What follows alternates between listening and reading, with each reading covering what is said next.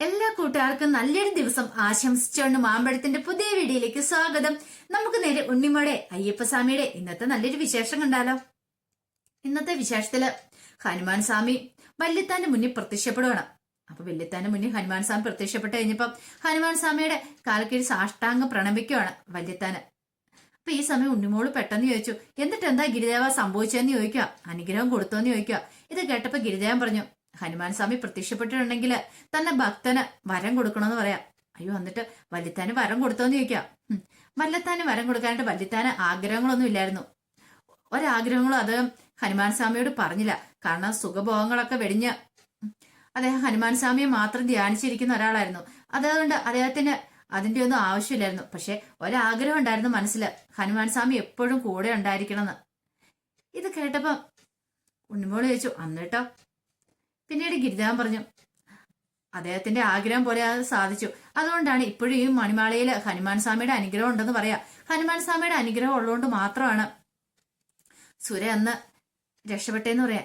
സുര രക്ഷപ്പെട്ട ഹനുമാൻ സ്വാമി രക്ഷപ്പെടുത്തിയിട്ടാണോന്ന് ചോദിക്കുക. അതെ, അന്ന് സുര ജീവനെ അന്വേഷിച്ച് ഇങ്ങോട്ട് വന്നില്ലേ, ആ സമയത്ത് ഈ ജനല് വഴി അകത്തേക്ക് നോക്കിയിട്ടുണ്ടായിരുന്നു. ഇതിനകത്തൊരു സ്ത്രീയും പുരുഷനും ഉണ്ടെന്ന് പറഞ്ഞില്ലേ, അവരെ കണ്ടിട്ടുണ്ടെങ്കിൽ ശിക്ഷ കിട്ടും. അതുകൊണ്ട് അവരിൽ നിന്ന് ശിക്ഷയിൽ നിന്ന് രക്ഷ നേടാനായിട്ട് സുരേനെ ശരിക്കും രക്ഷിക്കുകയോ ചെയ്ത ഹനുമാൻ സ്വാമി തന്റെ വാലുകൊണ്ട് സുരയുടെ പുറത്തിനിട്ടടിച്ചു. അപ്പൊ സുര പെട്ടെന്ന് അങ്ങോട്ട് ബോധം കെട്ട് വീണു, പേടിച്ചു പോയി. ശരിക്കും പറഞ്ഞിട്ടുണ്ടെങ്കിൽ ഹനുമാൻ സ്വാമി സുരേനെ രക്ഷിക്കുകയോ ചെയ്തെന്ന് പറയാ. ഇത് കേട്ടപ്പോ ഉണ്ണിമോൾക്ക് അത്ഭുതമായിരുന്നു. അപ്പൊ ആ വല്യത്താൻ എന്ത് സംഭവിച്ചെന്ന് ചോദിക്കുക. പെട്ടെന്ന് ഗിരിദേവന് ആ കാര്യം കൂടെ പറയാണ്. പിന്നീട് ആ കാര്യങ്ങളൊക്കെ ഓർക്കുന്ന, കാരണം ഈ അനുഗ്രഹം കിട്ടിയതിന് ശേഷം വല്യത്താനെ പിന്നീട് ആൾക്കാർ കാണുന്ന ഒരു മരത്തിന്റെ മുകളിൽ ഇരിക്കുന്നതായിട്ടാ. മരത്തിന്റെ മുകളിൽ ഇങ്ങനെ ഇരുന്ന് ധ്യാനിക്കുക. ശരിക്കും പറഞ്ഞ ഒരു കുരങ്ങനെ കയറി ഇരിക്കുന്നു, അങ്ങനെ തന്നെ കയറി ഇരിക്കുക, ഞാൻ ധ്യാനിച്ചിരിക്കുക. അപ്പൊ ആദ്യം നാട്ടുകാരിൽ ഒരാളിത് കണ്ടു. പെട്ടെന്ന് നാട്ടുകാരെല്ലാരും കൂട്ടിക്കൊണ്ട് വരുവാണ്. എല്ലാരും വന്ന് അത്ഭുതത്തോടെ നോക്കുവാണ്. അപ്പൊ രാമമന്ത്രം ചൊല്ലിക്കൊണ്ട് എങ്ങനെ ഇരിക്കുന്നത്, രാമനാമം ചൊല്ലിക്കും ഇങ്ങനെ ഇരിക്കുവാണ്.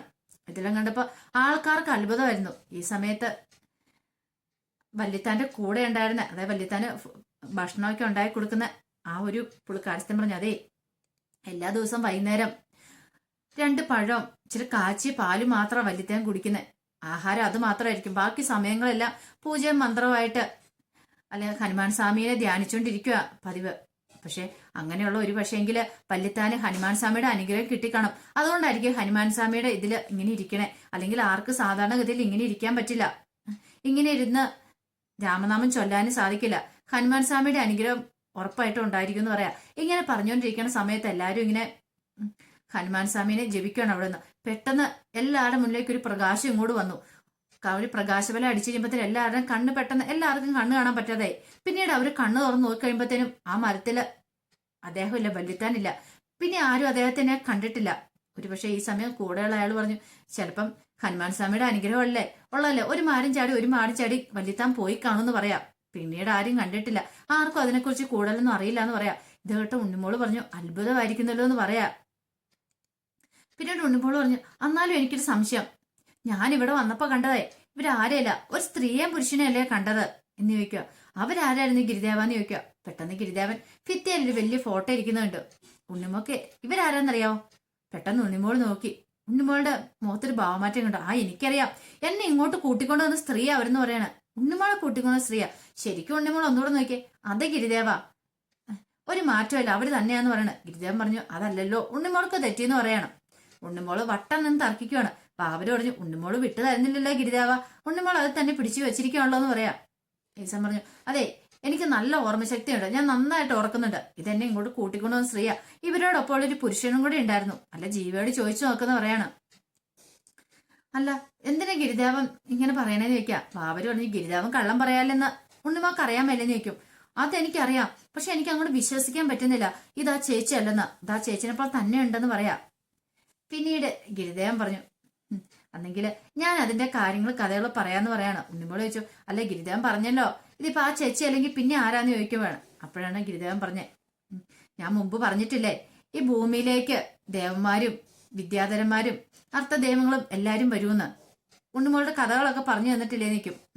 പറഞ്ഞു തന്നിട്ടുണ്ടെന്ന് പറയാണ്. പിന്നീട് ഗിരിദേവൻ പറയാണ്, ഈ വീട്ടില് വല്യത്താന്റെ മോള് രണ്ടാമത്തെ ബാലിന്റെ ഒരു മോളുണ്ടായിരുന്നു.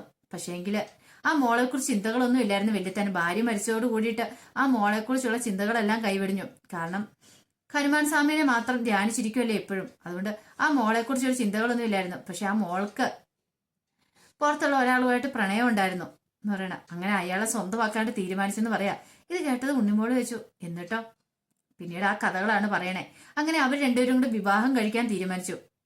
ഇവിടെ കണ്ട ആ സ്ത്രീ, ഇവിടെ കണ്ടൊരു സ്ത്രീയും പുരുഷനും ഇല്ലേ, അങ്ങനെ അവര് വിവാഹം കഴിക്കാനായിട്ട് തീരുമാനിക്കുകയാണ്. അങ്ങനെ അവര് പുറത്തുപോയി ഒരു അമ്പലത്തിൽ വെച്ചിട്ട് മാലയിട്ട് ജീവൻ തുടങ്ങാനായിട്ട് സ്വീകരിച്ചത്.